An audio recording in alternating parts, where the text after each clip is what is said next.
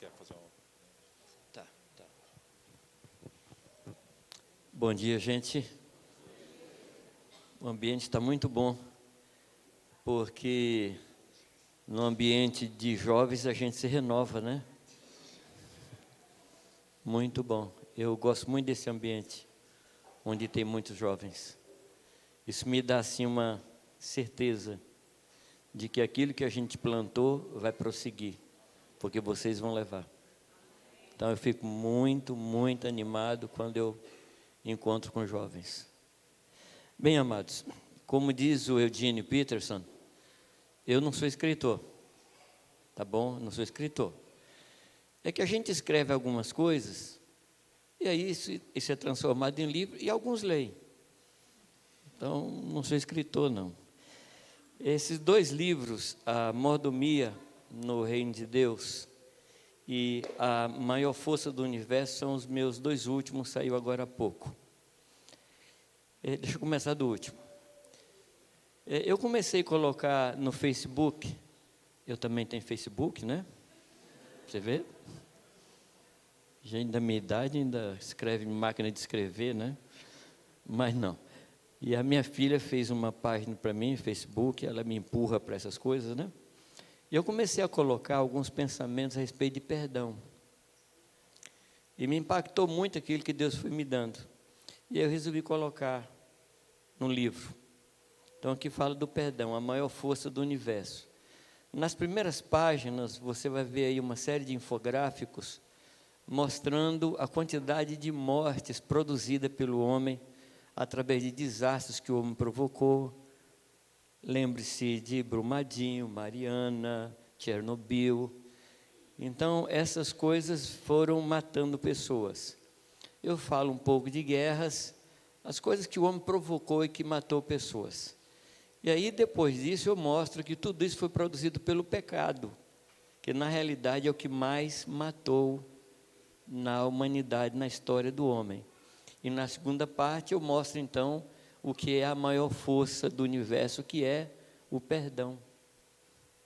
O perdão anula a força do pecado. Então, esse livro fala disso. Tem um filhotinho dele, que é a primeira parte, que a gente mostra o pecado e o perdão. E esse aí a gente usa para evangelizar. Eu só tenho um ali que eu trouxe para mostrar, depois eu mostro a vocês, e quem quiser depois encomendar para evangelizar, eu acho que é um bom material, não obstante ter sido escrito por mim, mas é um bom material. Esse aqui fala... Cala-te. Mal educado, né? Ele não chama. E esse aqui, eu que digo um momento para você.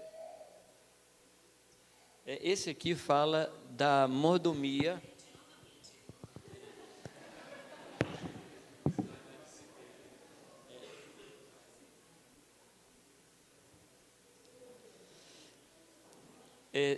Deus foi me falando no decorrer dos anos a respeito das riquezas.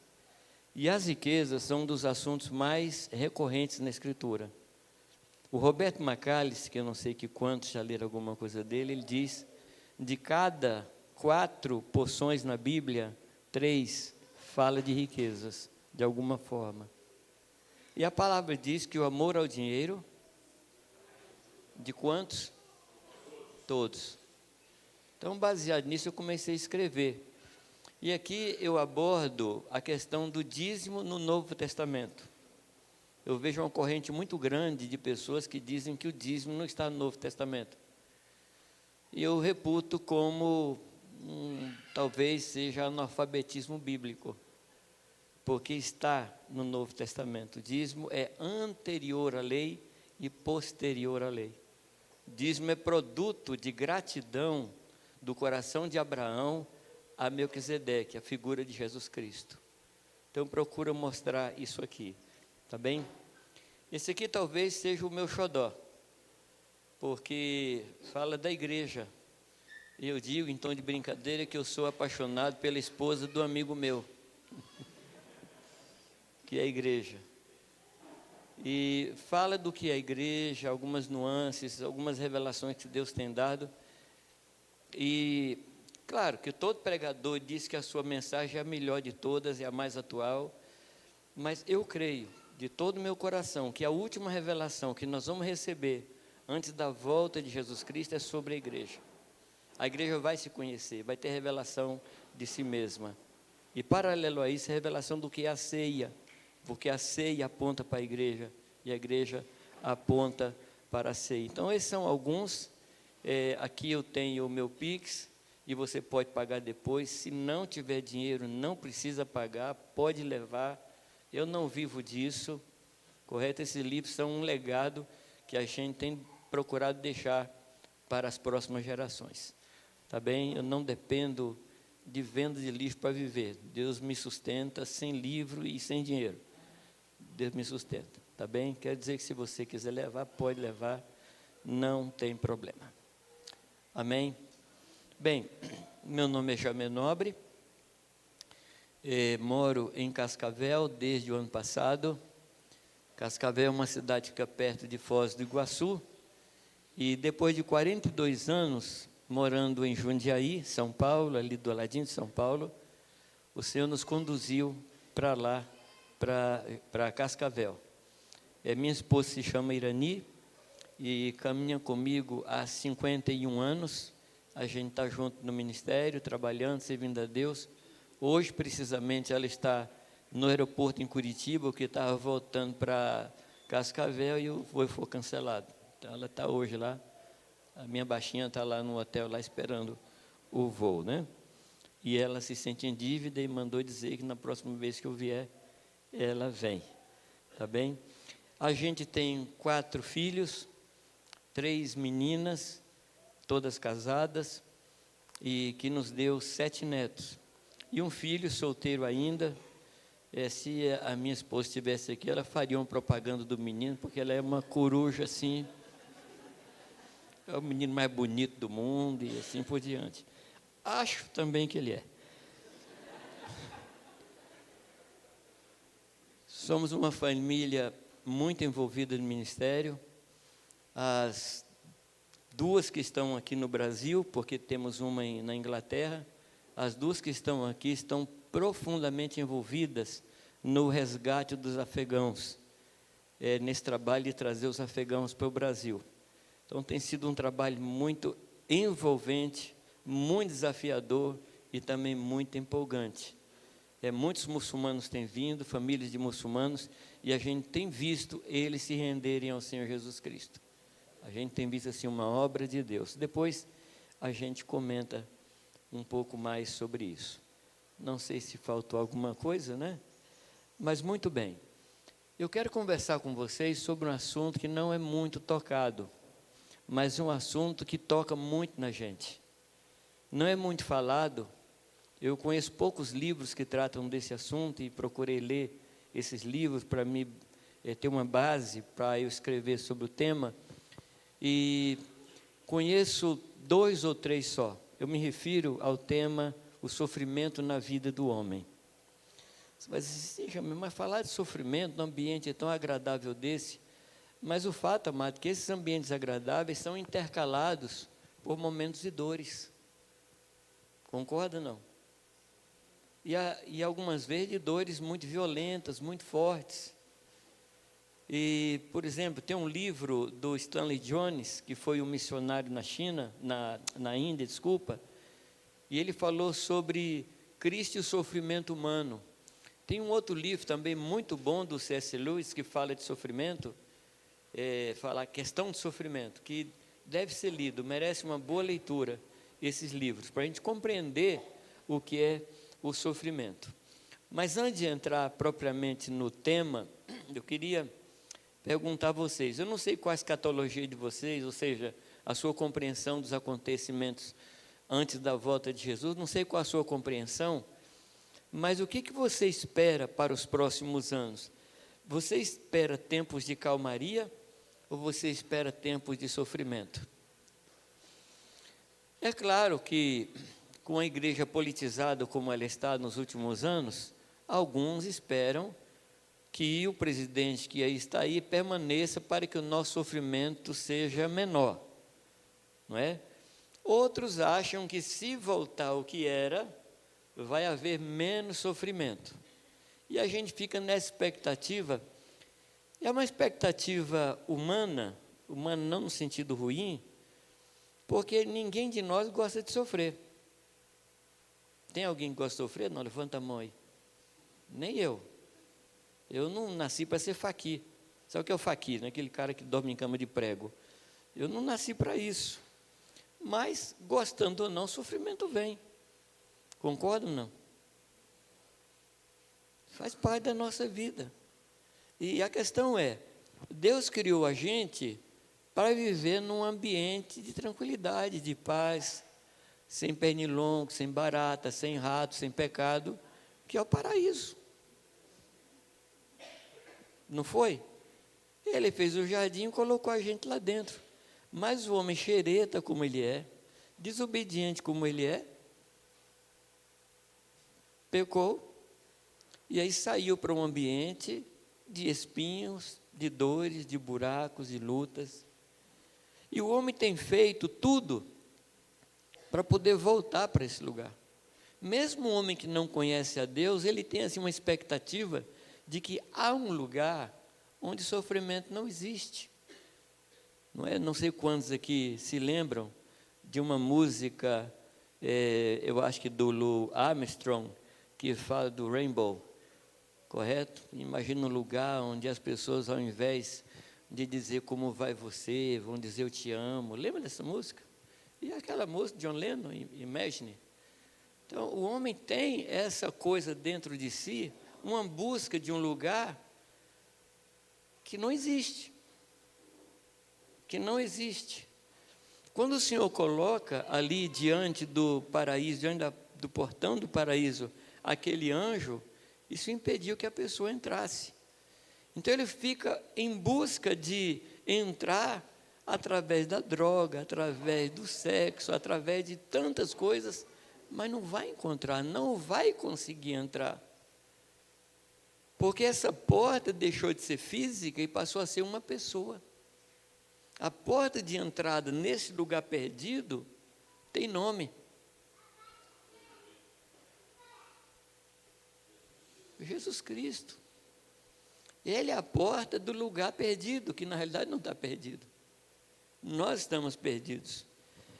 Eu queria que você lesse para a gente começar 3 textos da Escritura. Nós vamos ler João 16, 33,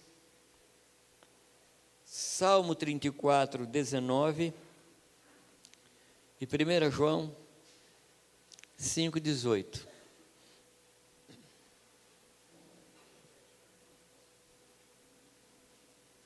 João 16, 33, Salmo 34, 19 e 1 João 5, 18. Se eu estiver falando muito depressa, você, por favor, escute depressa também. Ou, se for complicado, para isso você pede para eu repetir. Tá bom? Tá combinado? Você vai ouvir mais depressa ou vai perguntar, pedir para eu voltar? Tá bom. Por favor, alguém leia esses textos, por favor. João 16. Essas coisas vos tenho dito para que tenhais paz em mim. No mundo passais por aflições, mas tende bom ânimo, eu venci o mundo. Tá. Esse texto aqui tem 2 versões principais, que num dos textos é presente, no mundo passais por aflições, em outras versões é futuro. Correto? Tereis aflições. Os 2 textos estão corretos, porque os 2 são verdadeiros. Passais e tereis. Salmo 34, 19.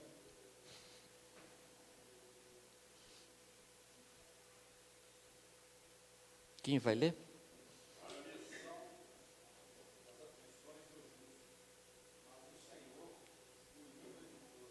Então, as aflições do justo são São muitas. E 1 João 5,18.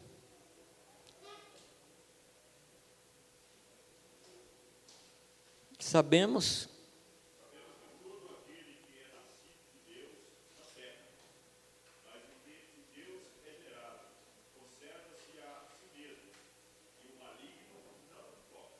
Tá, eu queria que você interpretasse os 3 textos para mim, porque eu estou falando de sofrimento. Mas no primeiro texto, Jesus diz que nós teríamos paz, correto? Aqui, então, a gente começa, talvez, a criar um pouco de confusão. Parece um antagonismo. Porque como é que eu posso ter aflição e ter paz? Entendeu ou não? Então parece que aí uma certa confusãozinha doutrinária ou emocional, não sei. Aí depois o outro texto diz que muitas são as aflições, mas o Senhor de todas o livra, o livra o justo. E aí a pergunta que tem que ser feita é: você tem sofrido? Você tem algum tipo de sofrimento? Sim, não. Deus tem te livrado? Então você não é justo?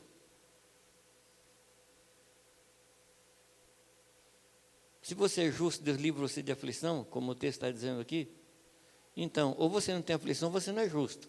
É a conclusão assim, linear. Não é isso? Bom. E João diz que o maligno não nos toca. E a gente tem visto irmãos sendo tocados pelo inimigo. Lembremos-nos de Jó. Então, como é que fica isso? Como é que fica? O próprio Jesus. Eu fico assim, perplexo com a ousadia do diabo, tocando em Cristo, levando ele para o pináculo do monte. Que sujeito atrevido esse tal do diabo. Não é? Então, se ele tocou em Jesus Cristo, como é que interpreta esse texto? O maligno não lhe toca. Vamos continuar. O C.S. Lewis, nesse seu livro, ele diz que no ser superior, e ele chama o ser superior o homem, ele, por causa da razão, por causa da capacidade de entender, de saber as coisas, de ver, o sofrimento nele é maior do que o sofrimento em animais irracionais. Porque ele começa a raciocinar por que eu estou sofrendo e qual é a porta de escape. E por não achar a porta de escape, o sofrimento é muito maior. O que a gente pode dizer da expectativa da morte? Se tem um assunto que a gente não conversa na igreja, é sobre morte. Eu prego muitas vezes sobre a morte. E irmão chega para mim e fala: Jamê,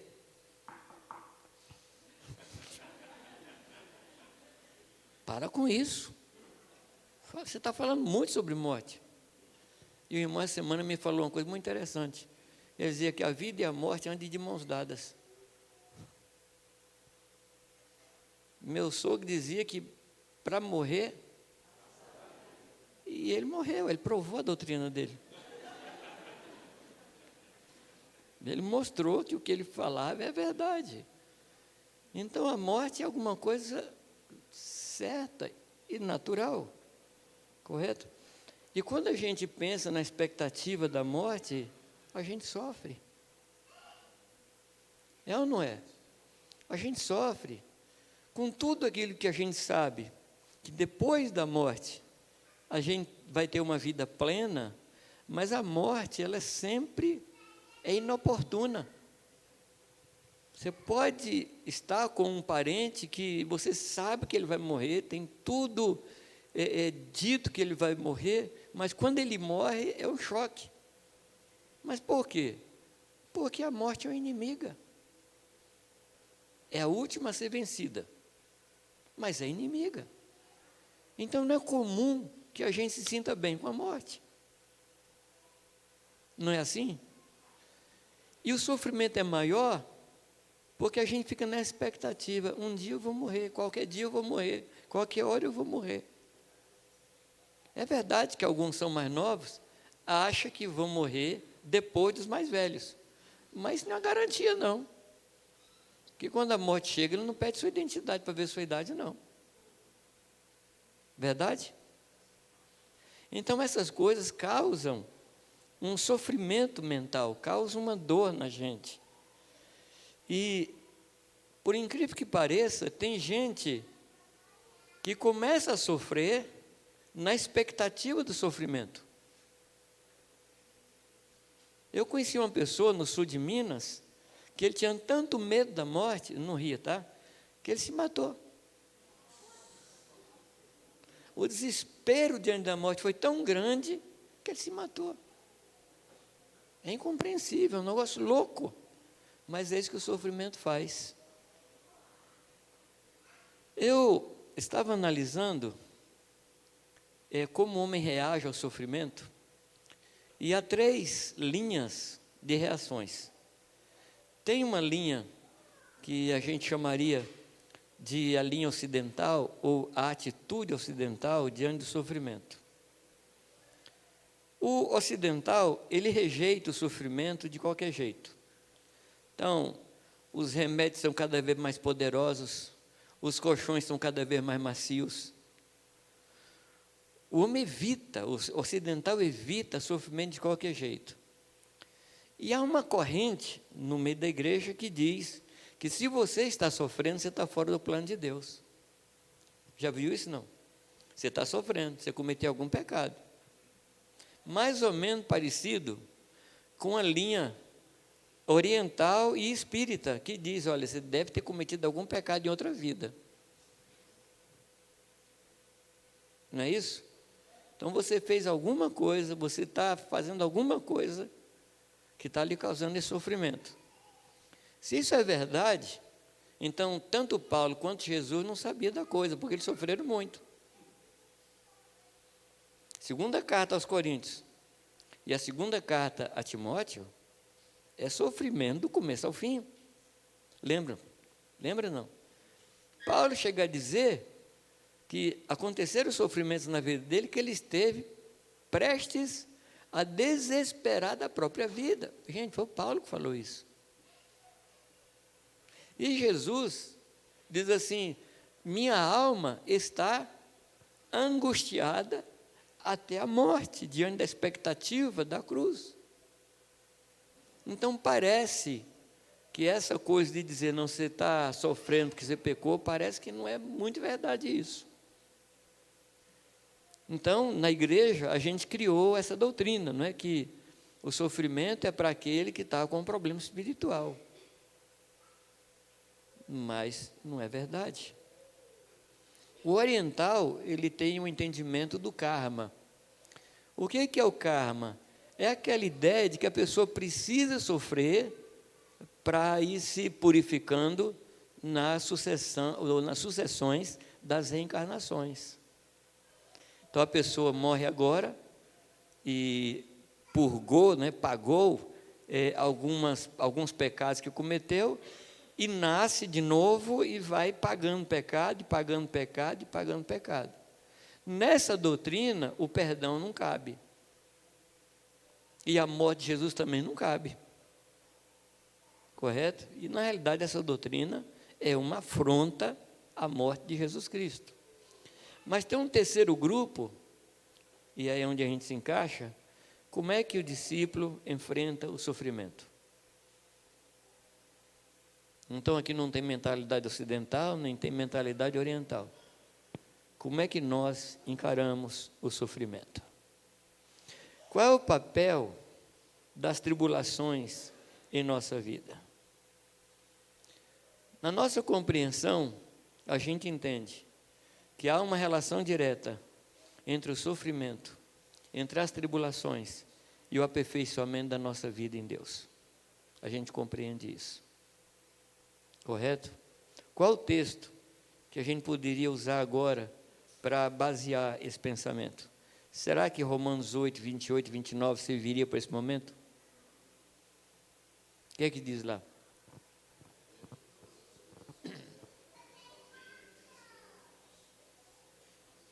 Os outros irmãos não sabem, não? Vamos lá?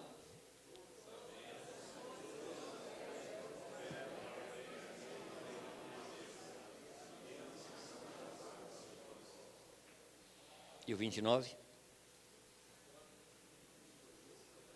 Porque aqueles que ele mesmo escolheu, os capacitou, os justificou, e o objetivo é para que sejamos semelhantes a Jesus Cristo, a fim de que ele seja o primogênito entre muitos irmãos. Então, qual é o primeiro verbo aí? Sabemos. Sabemos. Mas sabe que eu tenho encontrado alguns crentes que citam o texto, mas parece que não sabe? Porque há dois lugares onde a gente sabe as coisas. Um é na cabeça, outro é no coração. Se a gente só sabe na cabeça, esse texto não tem valor nenhum. Não tem valor nenhum. Então, o que a gente sabe aqui, precisa descer para aqui. Aliás, tem um pensamento americano que diz que a distância do céu para o inferno são 2 palmos. Mede aí, do peito para a cabeça. Essa é a distância do céu para o inferno. Aqui a gente morre, aqui a gente vive. Então, e sabemos, significa eu tenho experimentado que todas as coisas, absolutamente todas as coisas na minha vida cooperam para o meu bem. Você crê nisso, não? Você tem experimentado isso? Se isso é verdade, onde é que cabe a lamentação, a murmuração e a queixa? Gente, eu estou perguntando, se puder me responder, eu agradeço. Vocês são muito comportados. Nem parece que vocês são ligados ao Vince, misericórdia.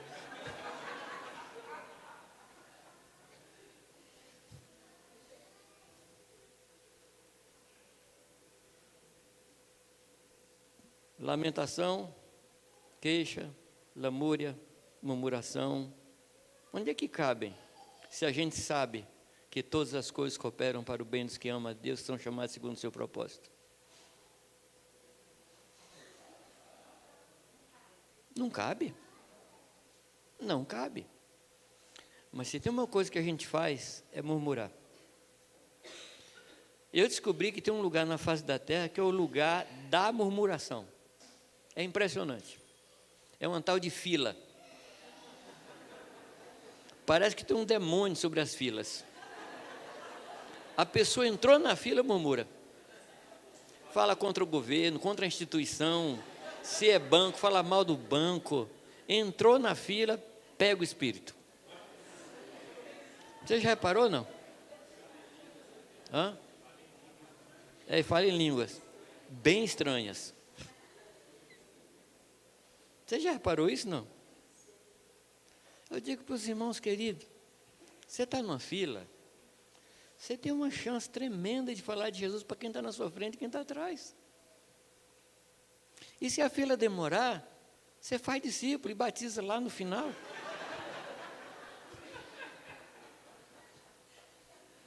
Por que aproveitar esse tempo para murmurar? É impressionante. A pessoa começa a murmurar, a gente entra também na jogada. Pega. É um negócio. Então parece que esses sabemos que todas as coisas, inclusive as filas, cooperam para o bem dos que amam a Deus. Parece que isso não é verdade, mas é verdade, amados. É verdade. Amém? Você poderia definir murmuração para mim? Você pode definir murmuração? Hã?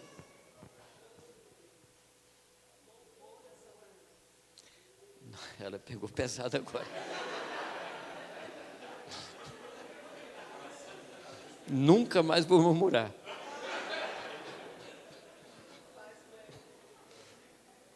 Deixa eu pegar uma definição um pouco mais branda. Murmurar é falar a verdade com o coração ruim. Está quente, está frio. É verdade, a murmuração não é uma mentira. Está muito frio, está muito quente. E aí a gente fala. Lá em Jundiaí eu dizia para os irmãos, Queridos, quando faz muito frio em Jundiaí, a uva fica mais sadia. Quando faz muito calor, a uva fica mais doce. Lembra disso quando você for murmurar e quando for chupar uma uva. Não tem nada fora do controle do nosso Deus. Absolutamente nada. Você crê nisso? Não. Murmurar é tentar corrigir o que Deus faz. Aí nós estamos quase na linha sua, né? Murmurar é dizer que Deus não está sabendo controlar a situação. E que se você estivesse no lugar dele, você mudaria. É só isso, murmuração. Não vou falar de lamentação, não vou falar de lamúria, não vou falar de queixa.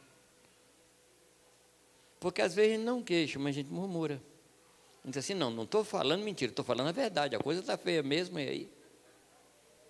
Mas a gente não sabe que todas as coisas cooperam para o bem dos que amam a Deus e que estão chamados segundo o seu propósito? Porque aqueles que ele mesmo conheceu, esse também predestinou para serem conformes à imagem do seu Filho, a fim de que ele seja o primogênito entre muitos irmãos? Qual é o propósito do sofrimento segundo esse texto? Nos transformar na imagem de Jesus Cristo. Baseado nessa visão, eu cheguei à conclusão que não existe coisa ruim e coisa boa. Existe coisa agradável e coisa desagradável. Porque se tudo coopera para o meu bem, então tudo é bom. Como me ensinou um irmão, tempos atrás, eu perguntava para ele, como é que você está, irmão? Ele falou assim, eu estou muito bem, mas estou sentindo muito mal. Porque aqui dentro, eu sei o que Deus está fazendo, mas está dolorido. Por outro lado, eu conheci algumas pessoas que não falavam que estava mal, porque é a confissão negativa. Eu cheguei numa casa uma vez, e o nariz da irmã estava vermelho, ela espirrando. Falei, está gripada? Ela, em nome de Jesus, não fala isso. Eu não estou gripada. Falei, tá bom, mas por via das dúvidas, toma um chazinho de gengibre. É a chamada confissão positiva. Achando que um tipo de confissão muda a coisa. O que muda a coisa não é a confissão, é o Senhor Jesus Cristo. Não é autossugestão.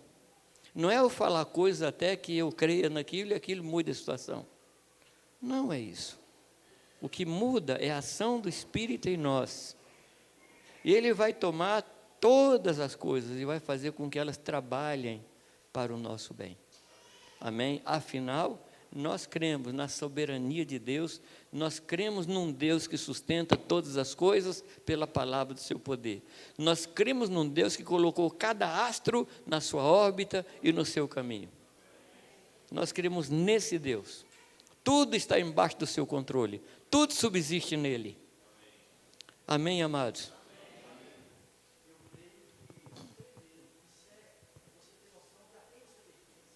É.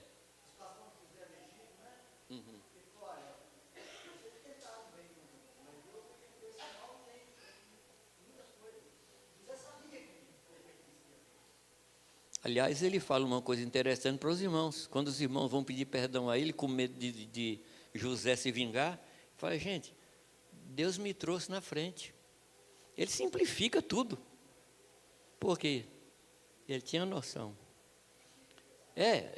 Eu escrevi um livro sobre José, eu acho que tem alguns aí, não sei. Mas José, lá na prisão, ele vira para dois presos que estão lá, que estão prestes a perder a cabeça, e ele chega para os dois presos e pergunta, escuta, por que vocês estão tristes? Como é que você pergunta isso para um cara que está na cadeia, que vai perder a cabeça? Mas é que José não era desse mundo. E a palavra diz que ele prosperava em todo lugar. Até a cadeia prosperou. E aí eu não entendo não, viu, Sodré? Como é que cadeia prospera? Vem mais preso? Essa parte eu não entendo. Hã? Ele era o governo. Mas a menção a José é fantástica. Provérbios 3, 5 e 6, nós vamos ler muito texto, viu, gente? Então deixa a Bíblia aberta aí. desliga o WhatsApp, deixa a Bíblia aberta.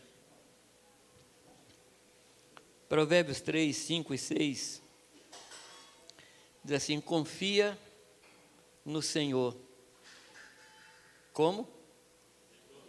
De todo o teu coração, e não te estribes no teu próprio entendimento, ou seja, não procure entender com a sua cabeça.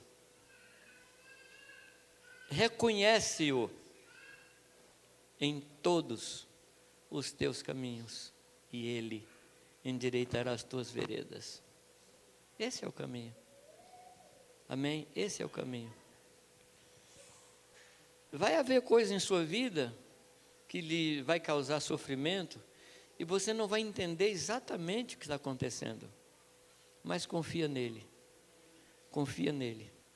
que ele vai chegar conosco ao lugar que ele pretende nos levar.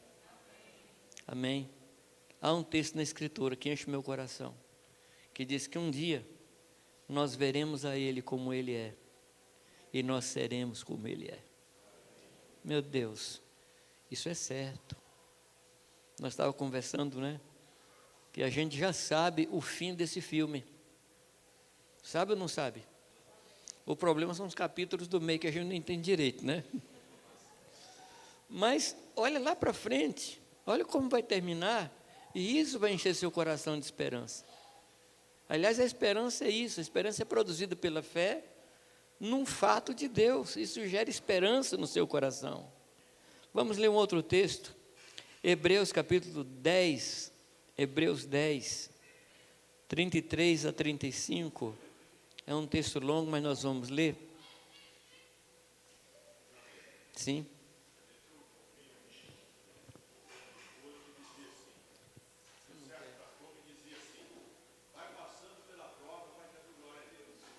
Amém, amém. É, amém. Eu podia contar para vocês assim coisas que eu não entendi. Eu não entendi. Todas as coisas cooperam para o bem dos que amam a Deus. Mas eu já passei por coisas que eu não vi lucro nenhum. Vendi um carro para um pastor que não me pagou. Eu falei, Deus do céu, onde é que isso coopera para mim? Eu fiquei sem dinheiro. Pois é, mas para mim não cooperou, ué. É porque a gente tem uma mente muito materialista, a gente acha que se eu perder tal carro, eu vou ganhar um carro melhor. Se eu perder um emprego, eu vou ganhar um emprego melhor. Se eu perder uma casa, eu vou ganhar uma casa melhor. Mas eu descobri que Deus não trabalha com compra e venda de carro, não é corretor de imóveis. Deus não trabalha nessa área.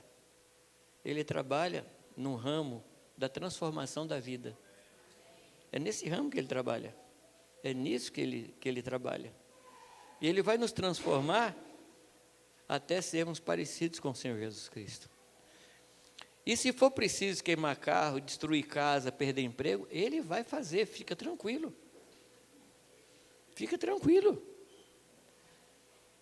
Um dia estava um senhor numa reunião, um culto, e alguém chegou para ele, e chegou no ouvido dele e falou uma coisa. Ele estava com o filho dele, pegou o menino pela mão, saiu correndo e foi para a empresa que ele tinha.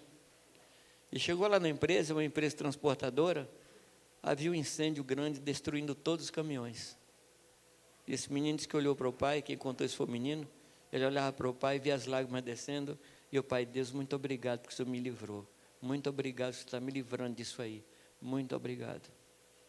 Havia algo na vida dele, que Deus queria trazer libertação naquela área. E a maneira que Deus trouxe libertação foi queimar tudo que ele tinha. Deus não está preso ao que nós temos. Eu comentei ontem com os irmãos, se Deus não poupou o seu próprio filho, vai poupar emprego, vai poupar casa, vai poupar carro? Não vai, amados. O problema é que a gente é agarrado, como diz vocês, os mineiros, agarrado nas coisas materiais. Mas não é com isso que Deus trabalha. Amém? Não é com isso que o Senhor trabalha. O projeto dele é esse. Hebreus 10, então, versículo 33 diz: ora, expostos como em espetáculo tanto de opróbrios como de tribulações, ora, tornando-vos participantes, ou coparticipantes, com aquele que dessa forma foram tratados. Porque não somente vos compadecestes dos encarcerados, como aceitastes com alegria o espólio dos vossos bens. A gente aceita com alegria quando alguém nos prejudica? É o que ele está dizendo aqui, amados. Tendo ciência de possuirdes vós mesmos patrimônio superior e durável, não abandoneis, pois, a vossa confiança, ela tem grande galardão. Parece um povo de outro mundo, né? Aceitar com alegria quando lhe causam prejuízo. É alguém que compreende que todas as coisas cooperam para o bem daqueles que amam a Deus. Vai um pouquinho adiante, vai lá para 1 Pedro, capítulo 2. 1 Pedro, capítulo 2, versículo 19.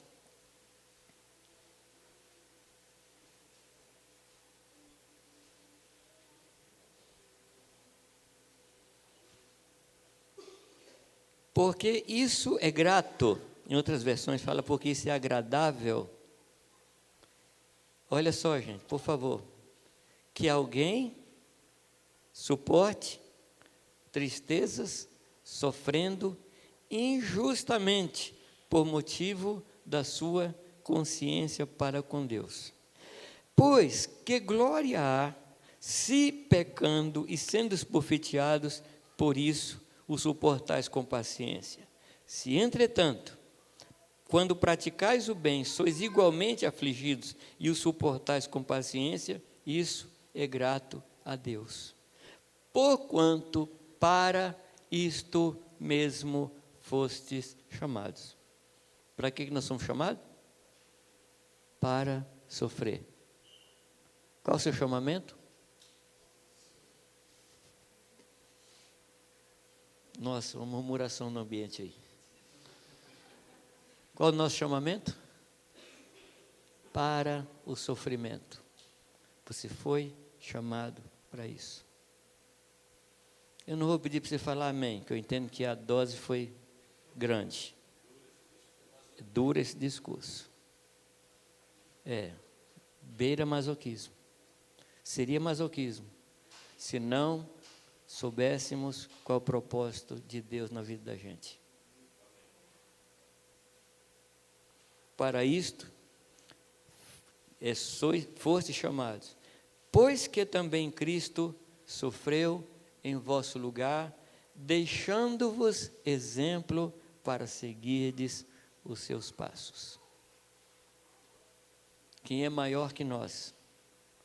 O nosso Mestre, o nosso Senhor, aquele que nos guia, deixou uma trilha para a gente. E é nessa trilha que caminhamos, a trilha do sofrimento. Amém? Sim.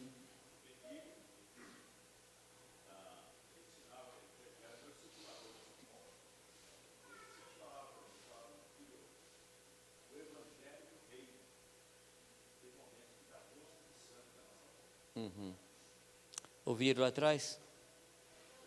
Vocês ouviram aí atrás?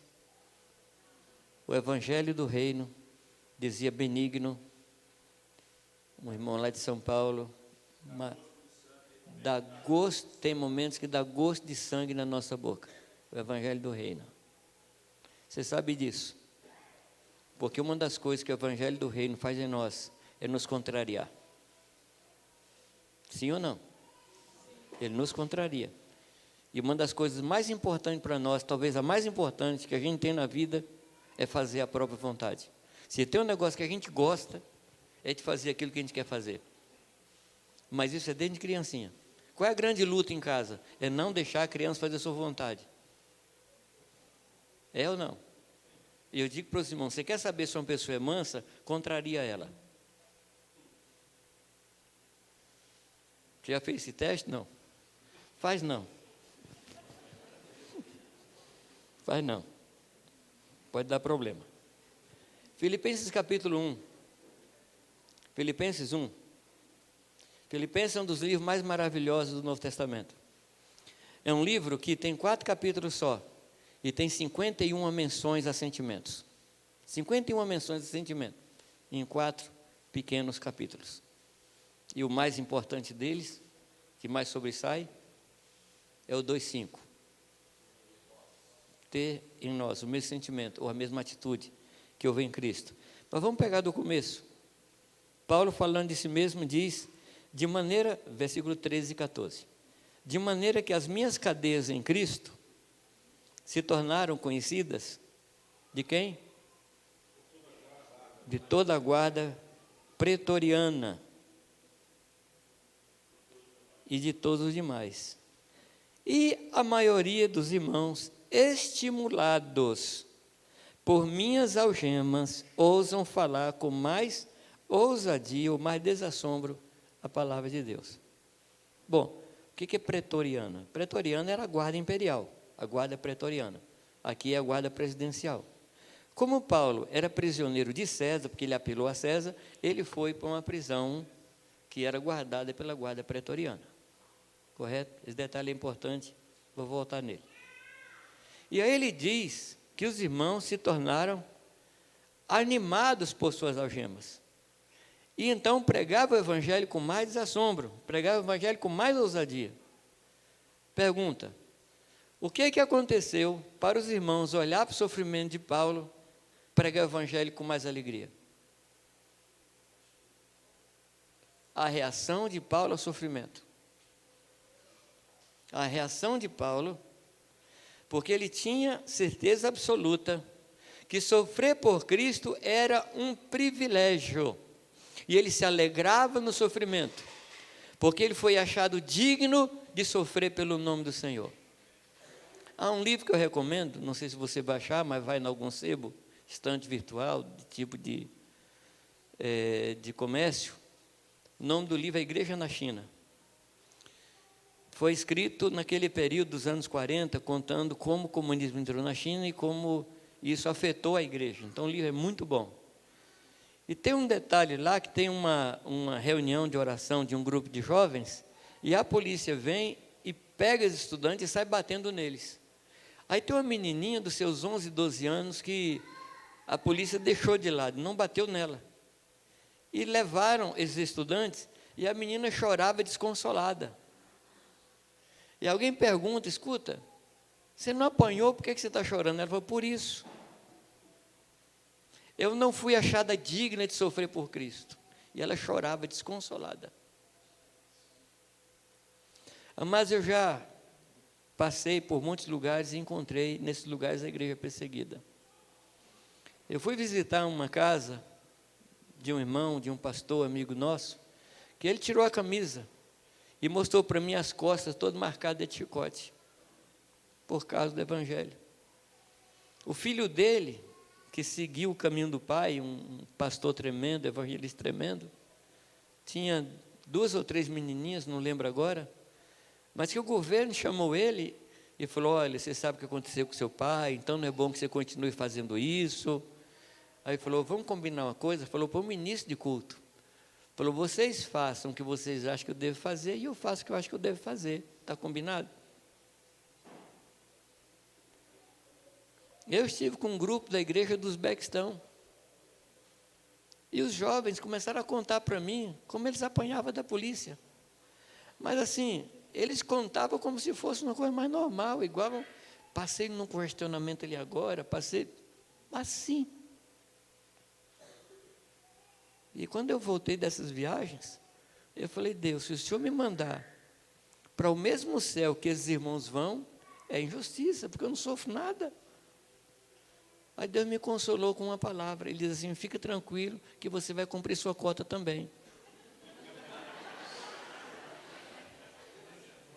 Aí eu fiquei tranquilo, falei, amém, Senhor, graças a Deus, porque eu achei que você estava cometendo injustiça.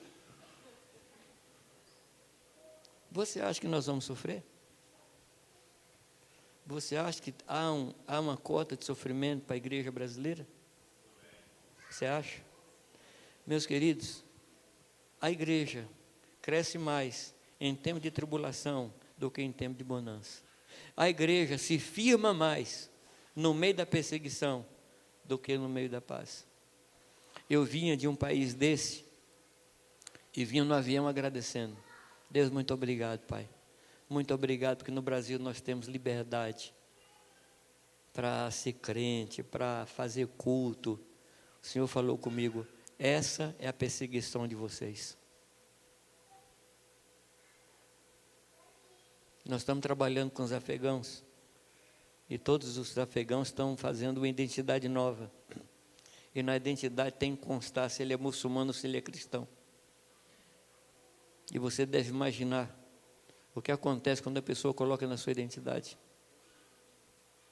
Muita perseguição, perda de emprego e tudo mais, para não dizer morte e outras coisas. Mas nós aqui no Brasil temos uma liberdade que nos persegue. Essa é a maior perseguição, porque a gente afrouxa. A gente afrouxa. Que Deus nos ajude. Mas vamos voltar para Paulo e os filipenses. Ele diz que os filipenses se tornaram mais animados, porque, amados, era como Paulo reagia. Ele entendia que o sofrimento era um privilégio para quem serve a Deus. E eu tenho que fazer uma outra pergunta. Como é que a gente reage ao sofrimento? A gente anima ou desanima as pessoas que estão do nosso lado? Pior, tem muita gente que os filhos estão fugindo da igreja, porque os pais falam mal da igreja. Senta à mesa e fala dos irmãos da igreja, e os filhos vão crescendo ouvindo aquilo. Aí chega um momento que eles falam assim, eu não vou nesse negócio não, porque meus pais estão mostrando que isso não presta. Como é que você reage? Você age glorificando a Deus ou falando mal dos irmãos? Nós tomamos uma decisão lá em casa, de nunca falar mal da igreja diante dos nossos filhos. E quando nós falamos alguma coisa da igreja, na nossa mesa, é para contar alguma bênção que alguém recebeu. E aí a gente fala mal da igreja, influencia os filhos, aí os filhos fogem da igreja, aí a gente vai orar e jejuar para eles voltarem. Mas foi a gente que provocou isso. Estou falando de maneira geral, não estou falando o que você faz. O desânimo desanima, o ânimo anima. E o que animou os irmãos foi como Paulo reagia aos sofrimentos. Você sabia que tem notícia do Evangelho? Que o Evangelho chegou no Reino Unido em torno dos anos 60 da era cristã? Ou seja, 30 e poucos anos depois da morte de Jesus Cristo, o Evangelho estava chegando no Reino Unido. E você sabe quem levou o Evangelho para lá? A guarda pretoriana. Aqueles homens que prendiam Paulo, Paulo não se lamentava, usava aquele ali para pregar o Evangelho. E os guardas iam se convertendo. Vinha a turma para cuidar, ele evangelizava. Aí vinha outra turma, ele evangelizava. Punha diante do Senhor. É por isso que ele falou assim, eu, prisioneiro de Cristo. Ele nunca falou que ele é prisioneiro de César. Ele é prisioneiro de Cristo. Eu acho, minha interpretação dos fatos, que ele viajava muito, mas viajava muito. Aí Deus falou, Paulo, eu preciso que você escreva umas cartas muito importantes, cartas aos Efésios, aos Colossenses, então vou te dar um escritório sem telefone. E deu para ele uma cela lá em Roma, e dali ele escreveu essas tremendas cartas. Amém, amados? Isso animou aos irmãos, por isso que Paulo dizia que sinto prazer nas fraquezas, nas injúrias, nas necessidades, nas perseguições, nas angústias, por amor de Cristo, porque quando eu sou fraco, então é que sou forte. Ele descobriu o poder do sofrimento na sua vida. Ele descobriu isso. 2 Coríntios 12. Vamos ler com esse texto? Vamos ler esse texto? Você gosta que as pessoas aluguem você, não? Sabe o que é alugar, né? Você gosta? Que a pessoa tire proveito de você? Sim ou não? Ninguém gosta. Mas olha o que Paulo diz, em 2 Coríntios 12, versículo 10. 10 até o 15, tá? Sempre está nesse conjunto aí. Eu de boa vontade me gastarei e me deixarei gastar, ainda que amando mais, seja menos amado. Eu me gastarei e me deixarei gastar. Você gosta de ser gasto pelos outros? Não. É verso 10 ou verso 15? Confere para mim aí. É o 15, né? 15. Eu me gastarei. Repete comigo, fala comigo. Eu me gastarei e me deixarei gastar, ainda que amando mais, seja menos amado. E aí? Como é que está esse negócio na vida da gente? Queridos, para isto fomos chamados. Para isto fomos chamados. O problema nosso é que nós pegamos em alguns versículos e pensamos que esse versículo é a garantia do não sofrimento. Mas isso não existe. O sofrimento nos aperfeiçoa. O sofrimento firma o nosso caráter. O sofrimento firma os nossos valores. E eu fico, assim, espantado quando eu escuto um pai falar assim: o que eu sofri, não vou deixar meus filhos sofrerem. Meu Deus do céu, mas não foi o sofrimento que fez você resiliente, resistente, perseverante? Aí fica uma turminha que não gosta de sofrer. Para andar 2 quadras, pede carona. Gente, o que eu tenho encontrado na igreja de jovem velho, sabe o que é jovem velho? Não. Ah, não quero, vai doer, é muito caro, vai dar para eu dormir, é de pluma o travesseiro. Pelo amor de Deus.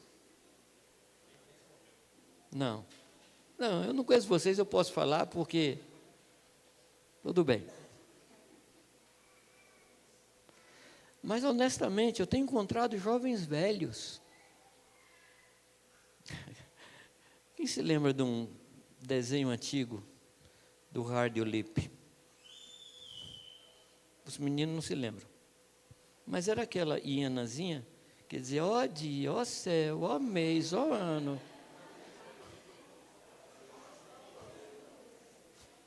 Os mais vividos se lembram desse desenho. E tem irmão que é aquela hieninha. Não vai dar certo. Aí depois, eu não falei. Meu Deus do céu, para com isso. Que hora que precisa levantar?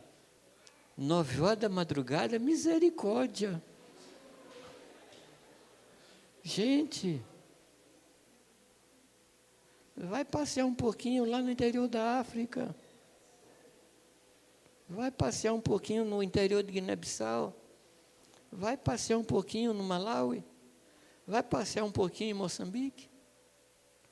E nós vamos ter um choque de realidade. Mulheres que grávidas, com menininho pequeno ainda, caminham 10, 12, 15 quilômetros para cuidar da roça. Com a enxadinha desse tamaninho assim, e o tempo todo dobrado, cuidando do arroz. E às vezes carregando o menino nas costas, outro na barriga, e é isso. Cantando. Eu não estou falando de crente, não. Eu fico maravilhado quando eu estou lá ouvindo eles cantarem. Cantam muito bem. Eu, quando estou louvando lá, eu tenho um problema sério. Porque eu fico prestando atenção no louvor deles, fico maravilhado. Eu esqueço de louvar também. Um povo que sofre, não tem pão, não tem comida, mas são de adoração. Muitas vezes nós precisamos passar por esse choque de realidade, porque a vida não é o que nós vivemos. Aí você encontra jovens que eu chamo de jovens de coluna de barbante. Sabe o que é coluna de barbante? Que não se fia, mas você soltou, ele cai. Desculpa o jovem se eu estou ofendendo, mas não quero ofender. Eu quero desafiar. E aí os irmãos falam para mim, né? Não, Jamê, você tem que passar o bastão. Eu não vou passar bastão, não. Se quiser pegar meu bastão, corre atrás de mim. E eu não vou diminuir o passo, não. Não vou diminuir o passo. Um dia eu levei um menino para viajar comigo. Aí ele voltou e falou assim, não, viajar com o Jamê não dá certo, não. Esse negócio de viajar pela fé, isso não quero, não.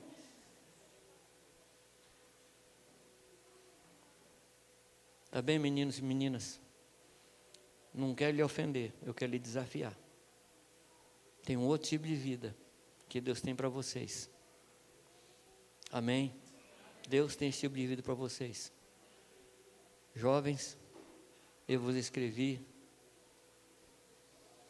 porque sois fortes. Sois fortes. Eu gostaria de ter a energia que vocês têm para fazer mais do que eu faço. Sim.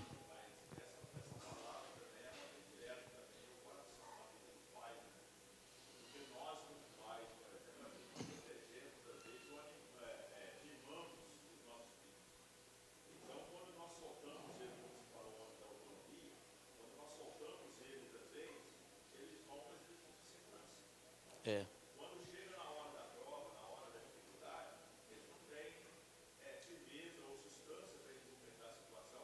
Aí desanimam, param pelo meio do caminho, ou falham, por exemplo, e voltam. Às vezes não fizeram mais. E às vezes tudo de calma, né? Como estava falando agora. Ou sol, ou lua, ou não sei o quê. Então, reclamando porque ele não conseguiu.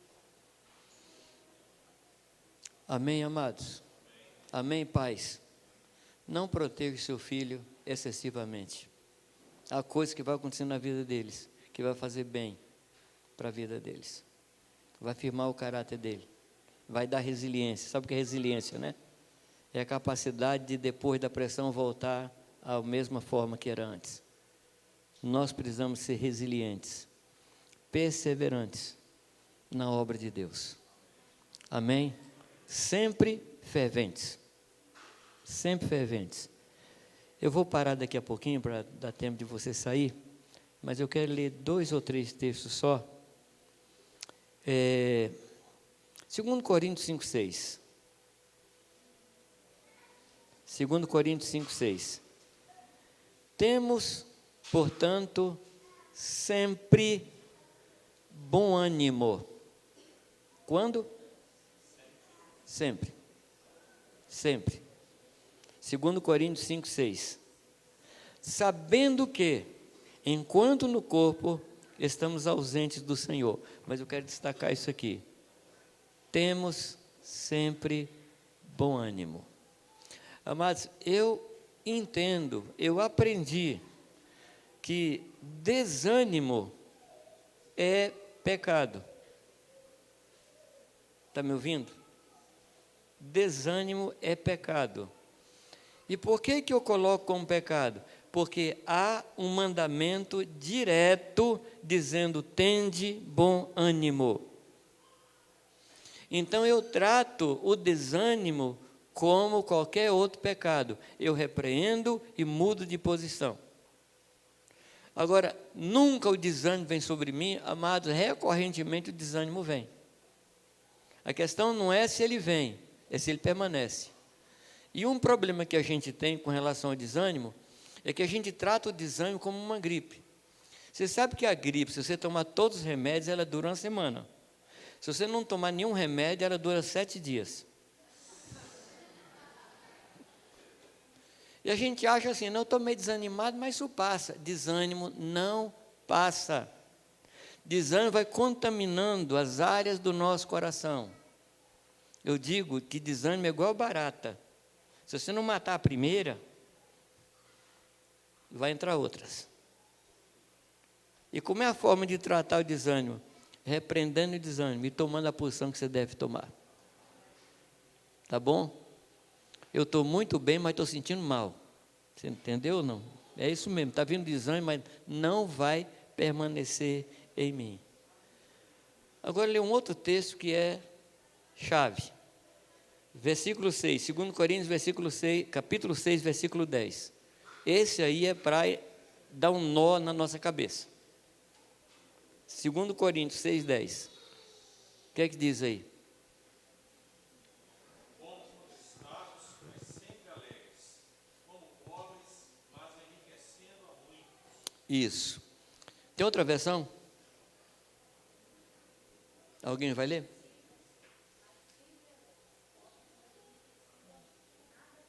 Tá, mas eu queria que você lesse mais alto.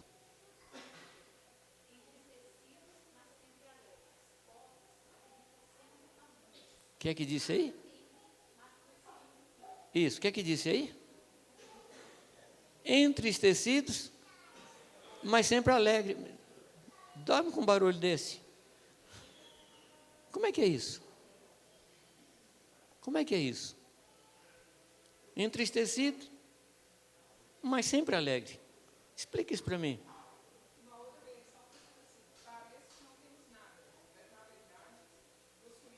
Isso.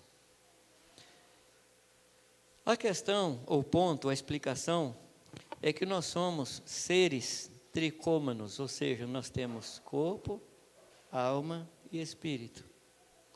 No nosso espírito, sempre alegres. A nossa alma com problemas. A nossa alma é assim, ó.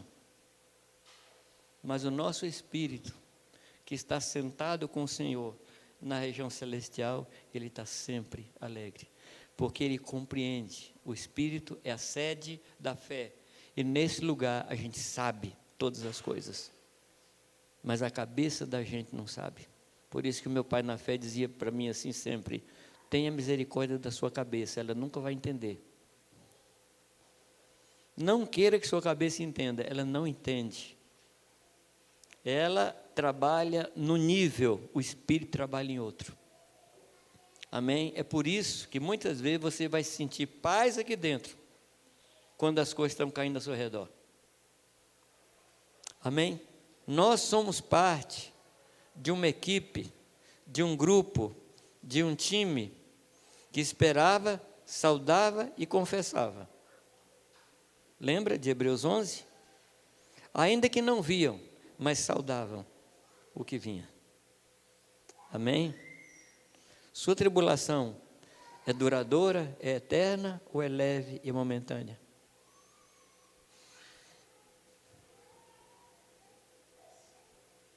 Se você está olhando para a eternidade, ela se torna leve e momentânea.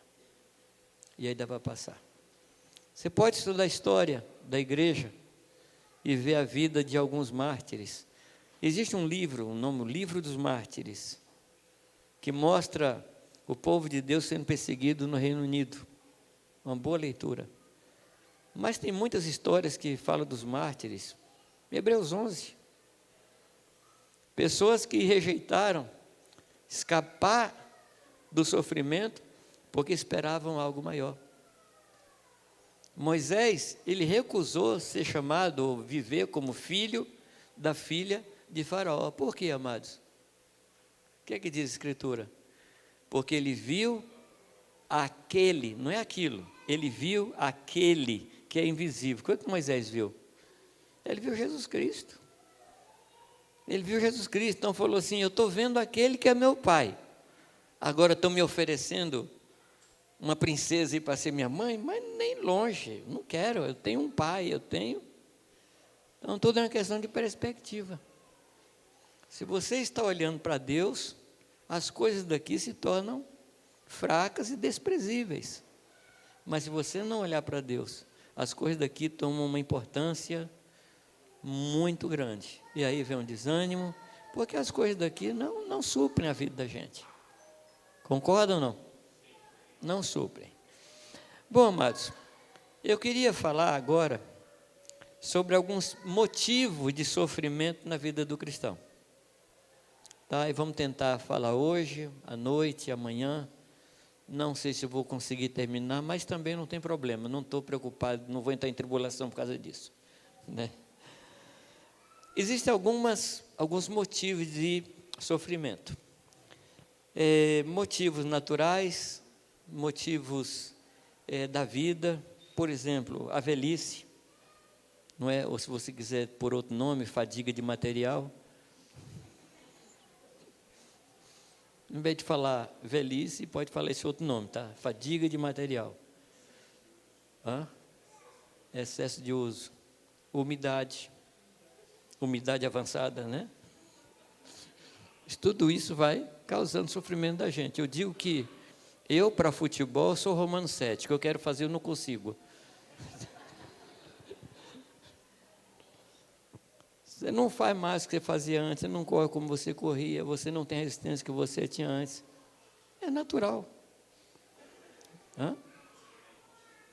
Os remédios vão chegando, os valores vão mudando. Aí no começo você fala, você viu que mocinha bonitinha? Aí depois fala, você viu que churrascaria bonitinha? Aí depois fala, você viu que médico bom? Né? As apreciações vão mudando, né? Desastres, coisas que você não planejou, coisas que você, por imprudência ou imperícia, assaltos.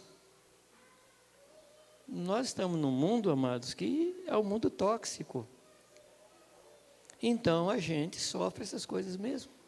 A gente passa por essas coisas.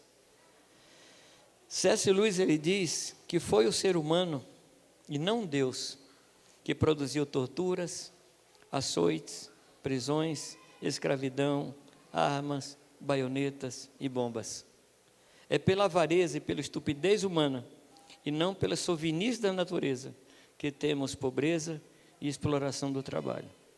Então, esse ambiente que a gente vive, produz seu sofrimento, correto? E eu relacionei aqui algumas causas de sofrimento. Vamos tentar tocar em cada um deles.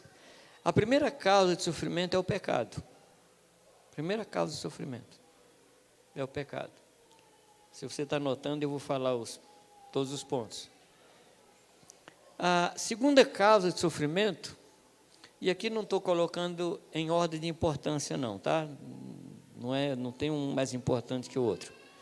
A segunda causa, decisão equivocada. Decisão equivocada.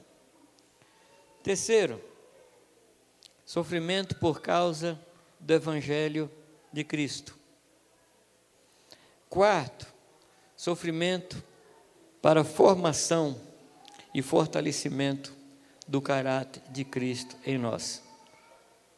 Está anotando aí, não? Quer que eu volte? Tem problema. Primeiro, por causa do pecado. Segundo, decisões equivocadas. Você está lembrando de alguma aí, não? Está lembrando de alguma decisão? Você assim, poxa vida, tomei o trem errado. Terceiro, por causa do Evangelho. Terceiro motivo de sofrimento. Quarto, para a formação do caráter de Cristo em nós e fortalecimento desse caráter. Formação e fortalecimento do caráter de Cristo em nós. Quinto, para não me tornar soberbo. Para não me tornar soberbo. Nós vamos pegar todos os versículos depois, tá? 6, para aprender a obedecer. Você sabe que a obediência não é um dom, né? É um aprendizado. Você não joelha assim, Deus, me faz obediente, e levanta obedecendo a tudo. Não é não. 7, para aprender a guerrear. Para aprender a guerrear. 8, para que aprendamos a consolar.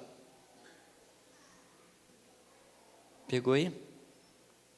Para que aprendamos a consolar. E último, para nos levar a Ele, nosso único Deus. Deu para anotar tudo? O 9, para nos levar a Ele. Só até 9. Se vocês acharem mais alguns motivos aí, por favor, passa para mim. Tá bem? Bom, tocando no primeiro ponto. É muito importante que a gente compreenda que o pecado de rebelião, acontecido no Éden, praticado por Adão, foi uma fonte de sofrimento quase que inesgotável. Correto?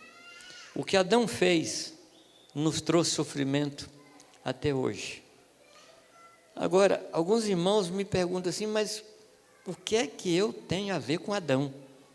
Não conheci o cara, eu não estava lá. O cara peca lá e eu sofro até aqui. Deixa eu lhe dar assim uma figura. Nós estamos aqui nesse salão, à noite. E alguém chega no interruptor e apaga a luz. Quem é que fica no escuro? Então Adão foi o cara que apagou a luz. Querendo ou não, meu caro, você está no escuro. Mas veio outro. O segundo homem que acendeu a luz. Tanto você não fez para ficar escuro, como você não fez para ficar claro. Foi Adão e foi Cristo. E essa atitude de rebelião de Adão, é muito importante a gente entender isso, que a gente não está pagando pelo pecado de Adão. A gente sofre as consequências. A Bíblia é muito clara quando ela nos ensina a respeito de o pecado do pai não ser pago pelo filho, nem o pecado do filho ser pago pelo pai. Cada um que pecar, esse morrerá. Amém? Há um ensino aí que toma o chamado pecado original e nos dão a entender, esses ensinamentos, nos dão a entender que a gente vai para o inferno por causa de Adão. Não. O problema de Adão, do pecado de Adão, ele que acerte com Deus. O nosso pecado, nós acertamos com o Senhor. A alma que pecar, essa morrerá. A gente sofre a consequência. Assim como um pai e uma mãe que pode ter uma doença contagiosa que passa para o filho, assim aconteceu com Adão e a humanidade. Não sei se isso está claro. Não tem a ver com pecado, tem a ver com consequências. Deixa eu lhe mostrar aqui 2 casos para ajudar a ilustrar isso. Em 2 Samuel, ali tem a história de Davi, 2 Samuel capítulo 12.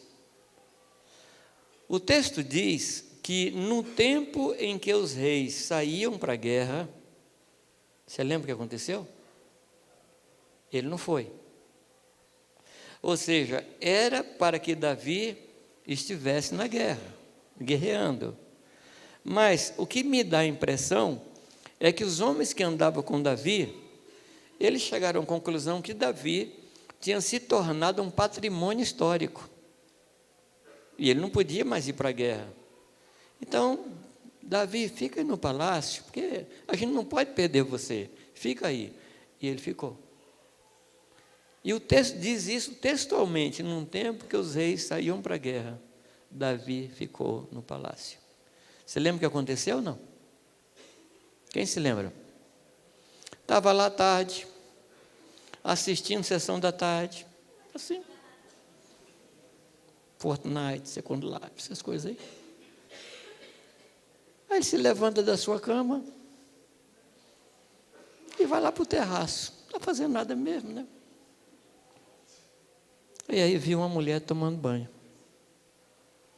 Alguns dizem assim, a culpa é da mulher. Não, se ele estivesse na guerra, ele estava protegido. A mulher podia tomar banho do jeito que quisesse, ele estaria na guerra. Você percebe como é importante a gente estar no lugar que Deus quer? Não importa se vai trazer sofrimento ou não. O lugar mais seguro da face da terra é o centro da vontade de Deus. Não tem outro lugar. Se você estiver ali, Deus vai guardar você. Qual foi o restante da história? Da infeliz história? Ele adultera, assassina, ele mata um amigo de confiança. E o que é que a palavra diz? Nunca mais a espada se apartou do seu reino ou da sua casa. Nunca mais. Pessoas que não deviam sofreram por causa dele. Você se lembra disso? Não. E o que ele fez na oculta, seu filho fez às claras. Isso se chama consequência de pecado. Você vai encontrar outro caso muito próximo, que é o caso de Saul. Quando ele enveredou pelo caminho da desobediência, e veio o pecado, e veio a morte sobre a sua família, e até Jonatas, um homem justo, fiel, pagou pela bobagem de seu pai. Nós estamos falando de quê? De consequência de pecado. Não existe pecado sem consequência. Todo pecado tem sua consequência, todo. Outra coisa, que não existe pecado particular. O que chama de pecado particular? É aquele que você comete achando que isso não vai interferir na vida de ninguém. A gente se esquece de que a gente é um ser espiritual inserido num ambiente espiritual chamado igreja.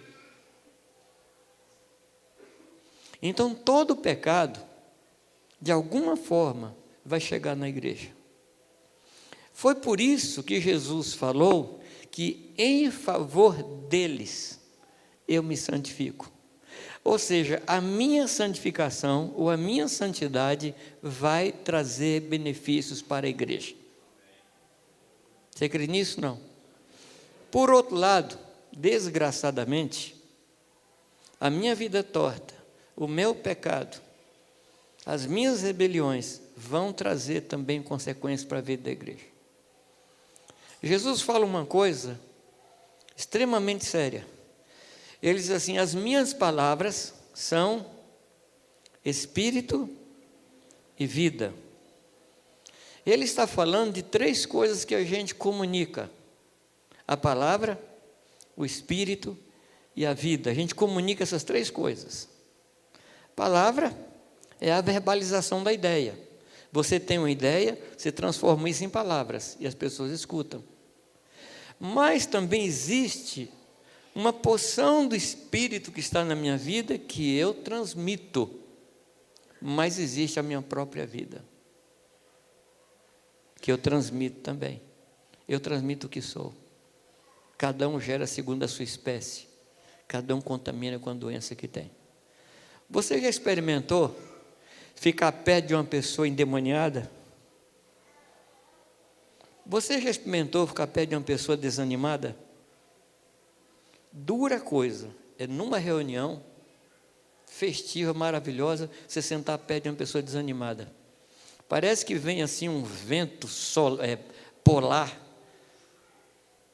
e que esfria a gente.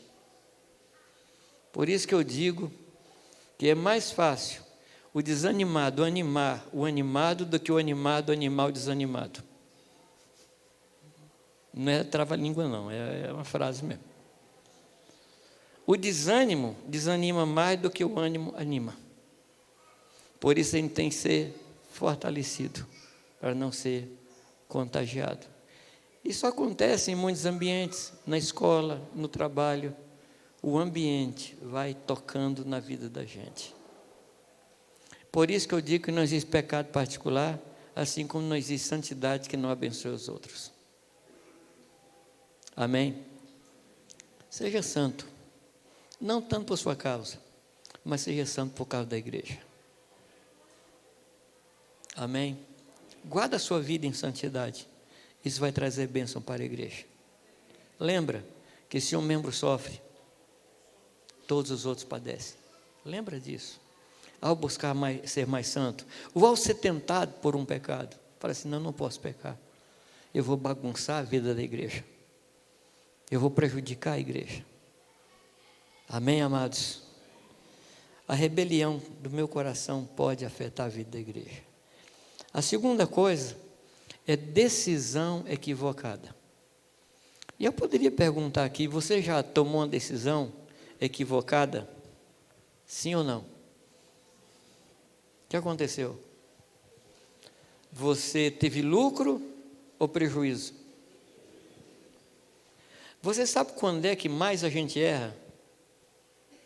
Sabe não? Quando a gente tem certeza. Assim como quem mais morre afogado é quem sabe nadar. Quem não sabe nadar fica na beirada. Esse nunca vai morrer afogado. Mas o que sabe nadar, esses são os que morrem afogados, porque se arriscam. Então, a minha sugestão aos irmãos é o seguinte: quando você tiver total certeza de alguma coisa, não faça. Peça conselho. Na verdade, você acha que você tem certeza. Sim, claro. A certeza é para você. Mas você acha que tem a certeza. Pois é. Aqui está certo e pode ser feito. Então, eu passei por um negócio desse, meu irmão, assim, você não calcula. Eu estava discutindo com minhas filhas, uma vez, e eu, do alto da minha sapiência, nós estávamos discutindo no assunto e falei, é assim. Ela falou, pai, não é. Eu falei, eu tenho certeza absoluta que é. Eu falei, pai, não é isso, pai. Eu falei assim, é, e nós vamos apostar. Vocês podem pedir o que vocês quiserem. Você já sabe o fim da história. Eu estava errado. Mas espere, não terminou aí. Perguntei, o que vocês querem? Elas falaram, nós queremos ir no Morumbi assistir um jogo do São Paulo. É tudo São Paulina. Nós queremos assistir um jogo de São Paulo. Eu falei, meu Deus do céu, isso não. Mas eu tive que pagar o meu pecado, né? Fui lá e levei. Meu Deus do céu. E tinha um grupo de moças, eu comprei na numerada, assim, um negócio mais seleto. Mas tinha um grupo de moças atrás da gente, o que elas falavam de palavrão. Falei, que ambiente. Eu e as minhas certezas.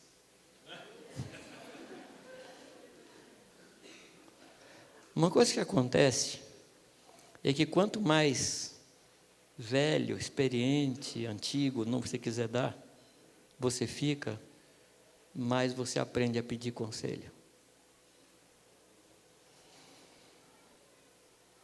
Na sua Bíblia tem uma frase, na multidão de conselheiros há sabedoria. Aprenda a pedir conselho. Aprenda a pedir conselho. Tá certo? Umas irmãs dizem, irmãs maldosas, que diz que Moisés ficou 40 anos no deserto porque era homem e não sabia pedir informação. Mas são irmãs maldosas.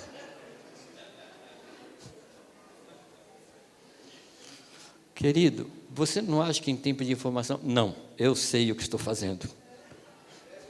2 dias depois, 40 anos depois, pede conselho, meu irmão. Pede conselho. Pede que alguém confirme. Isso que eu estou falando para vocês, eu tenho procurado viver. Quando eu tinha no meu coração a segurança que eu devia sair de Jundiaí, eu cheguei para 3 irmãos que eu ordenei, irmãos que eu cuidei, irmãos que são discípulos, que caminham muito próximo de mim.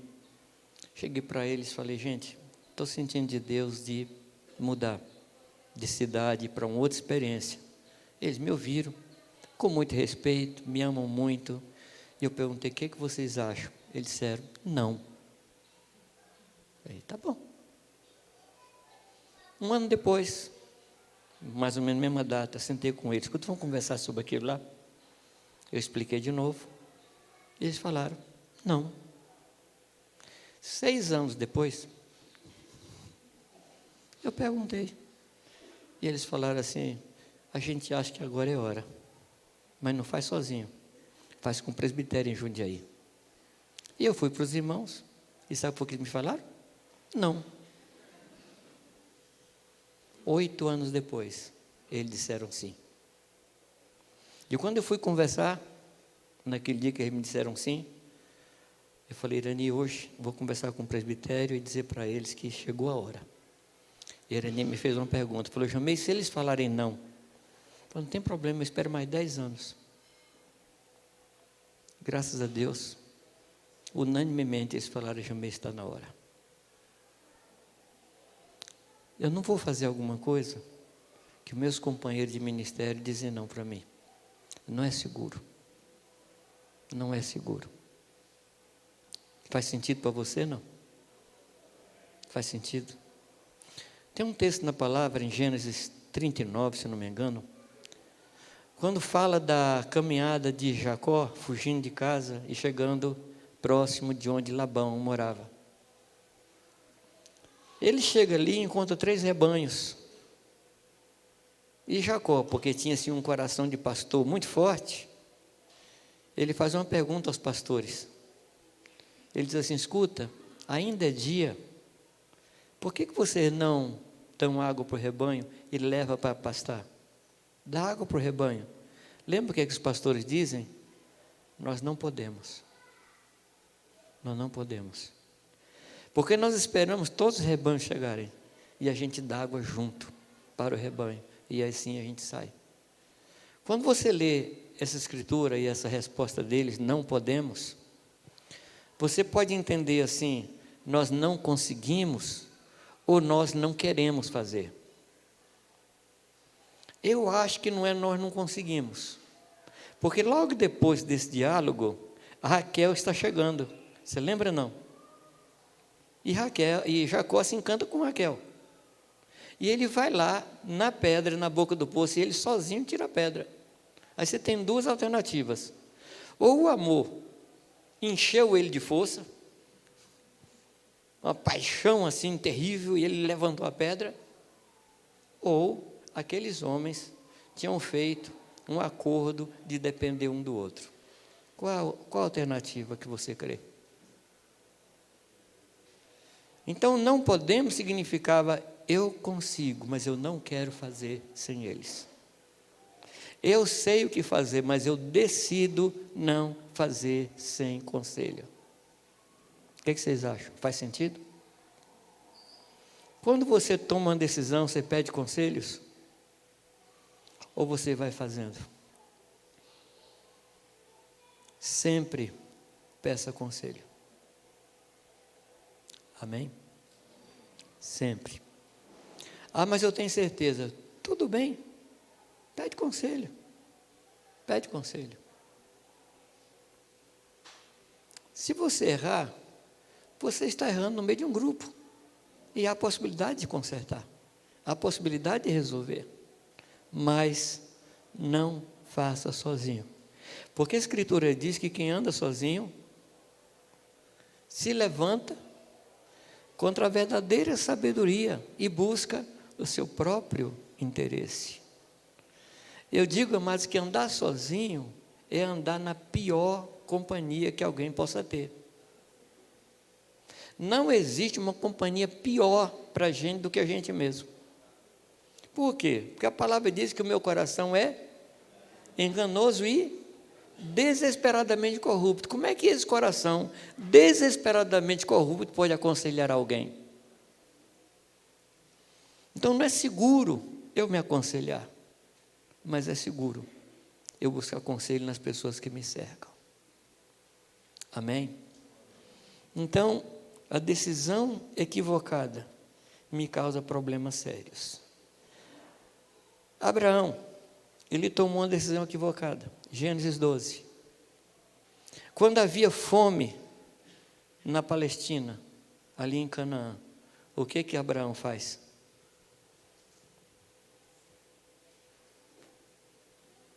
Ele vai para o Egito em busca de pão. E lá no Egito, o que ele faz? ele fala para a esposa dele o quê? Claro que vocês conhecem a história. Diz para ele, para o pessoal aqui, que você é minha irmã. Era irmã dele? Era, meio irmã, mas era esposa. Era esposa. Agora veja que ridículo. O pai da fé não teve fé para ficar no lugar de fome. O pai da fé. Fazendo isso, ele pôs em risco a nossa história. Ele não pôs em risco só a família dele. Ele pôs em risco a nossa história, a história da igreja, a história do povo de Deus.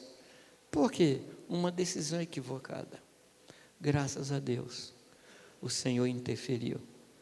Agora, o curioso é que aconteceu a mesma coisa com o filho dele. Mesma coisa com Isaac e Abimeleque. Mesma coisa. Deixa eu lhe mostrar uma outra decisão equivocada. Estou falando de homens santos. Estou falando de homens que são o nosso padrão. Davi, muito interessado em trazer a arca de novo para Jerusalém, que estava na terra dos filisteus. O que Davi faz?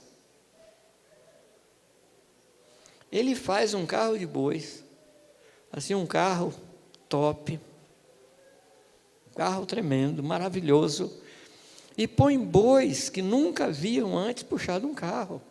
Quer dizer, precisa de um negócio melhor do que esse? E põe a arca ali em cima. E vão caminhando e adorando, caminhando e adorando. Nós estamos falando de Davi, amados, um homem segundo o coração de Deus. Mas num determinado momento os bois tropeçam. E a arca está prestes a cair. E tem um homem lá, também cheio de boa intenção, que toca na arca. O que acontece com ele? Ele é fuzilado na hora, ele é morto na hora. E foi morto por quê, amados? Uma decisão errada de Davi. Porque Deus não queria que a arca fosse levada, transportada em carros de bois. Como é que a arca deveria ser transportada? Nos ombros dos sacerdotes. Estava escrito. E ele toma uma decisão. O que ele faz? Ele, cheio de temor, coloca a arca na casa de Obed-edom e fica ali alguns anos, até ele entender o jeito de Deus. Amém? Então nós estamos falando aqui de Abraão e Davi. Se eles passaram por isso, quanto mais nós estamos arriscados. Então, qual é o segredo? Claro, a primeira decisão nossa é buscar Deus. A segunda é nos aconselhar. Amém, amados? Muito bem. Deus não tem prazer no sofrimento dos seus filhos, muito menos por causa de pecado. Mas Ele deixa as consequências das nossas decisões acontecerem, para que nunca mais a gente tome decisão errada. Então, para o nosso bem, que Deus permite que as consequências fiquem. Como se diz, não é? Você pode tirar o prego, mas o buraco fica. Fica ali. Para você se lembrar, eu fiz isso errado. 1 Pedro, capítulo 4, eu quero terminar aqui com esses 2 versículos. 1 Pedro, capítulo 4, versículo 15 e 16. Que nenhum de vós padeça como homicida, ou ladrão, ou malfeitor, ou como que se entremete em negócios alheios. Mas, se padece como cristão, não se envergonhe, antes glorifique a Deus nesta parte. Amém, amados? Nós temos um caminho pela frente. Nós temos o Espírito Santo. Nós temos a igreja. Nós temos pessoas que nos amam. Nós temos a palavra. Ou seja, não precisamos errar. Amém? Não precisamos errar. Que Deus nos abençoe. Vamos orar? Você pode curvar sua cabeça e conversar com Deus sobre o que você ouviu hoje de manhã?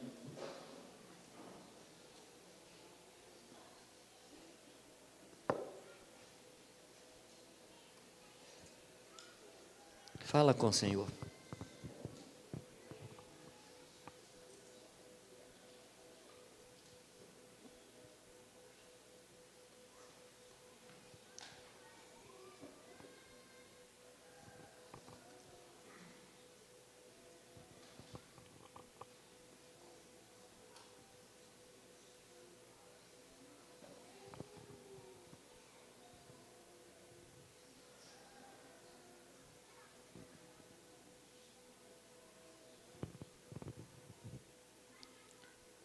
Senhor Jesus, nós estamos aqui sendo desafiados a viver uma vida diferente, a viver uma vida mais próxima do Senhor, assim como mais próxima de nossos irmãos.